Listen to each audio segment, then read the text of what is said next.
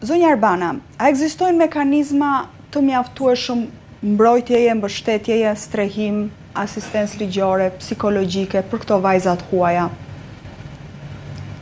Jo, nuk ekziston, plus që është një problem shumë i madh mënyra dhe rrugët si arrin në prostitucion për vajza kryti, që thënë dhe ekspertja, kemi vajza që vinë nga vendet e Amerikës Latine, Argentina, Venezuela, Kolumbia, Meksika, ato vinë me visa pune dhe kanë një qëndrim të gjatë edhe në Europë, do të thënë Shqipëria është e pare që rinë 3 muaj.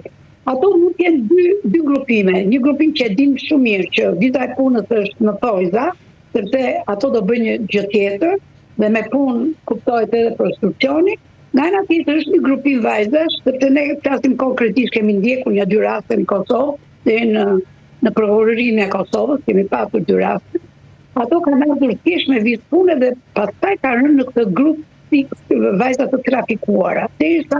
Janë mashtruar atëre. Janë mashtruar, po. Kur themi të ndjekim, po patjetër që janë mashtruar, janë detyruar që aty ku kanë bërë kontratën për shembull në një klub striptizmi që nuk presupozon prostitucion, po thjesht do kërcente, do bënte striptizëm, ai është detyruar të bëjë këtë gjë. Këtu, do të thënë, shteti ka pak më të lehtë ta kontrollojë dhe të sidomos vajza që vinë nga këto vendet relativisht të varfra, vinë me punë, edhe është një numër i konsiderueshëm. Sa i përket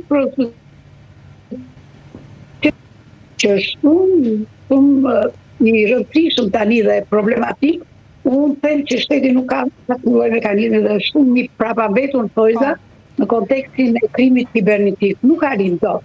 Sepse kemi edhe prostitucion virtual, për te prostitucionit online që është në ato takimet e bëhen kontratat dhe të gjitha premtimet, kemi edhe këtë tjetër, prostitucioni virtual që është edhe ky më i pakapshëm dhe shifrat e cilit shkojnë domethënë mund të kalojnë 300 euro, 400 euro nata për një prostitut, domethënë që pranon ta bëjë këtë gjë. Dhe që mund të jenë vajza, ne kemi targetuar grupe vajzash që janë vajza dhe studente, që studiojnë në universitete. Këto punojnë në mënyrë të pavarur, zonja Arbana, këto që përmendet? Dëshirojnë të ushtrojnë prostitucion? Ja 2 raste, ose janë të organizuara, gjë që prandaj thash krimi kibernetik nuk është shumë i avancuar në Shqipëri, është shumë i pavarur, nuk kanë mjetet, nuk kanë aparaturat, ku diun human resources, specialistët e duhur për ta bërë këtë gjë.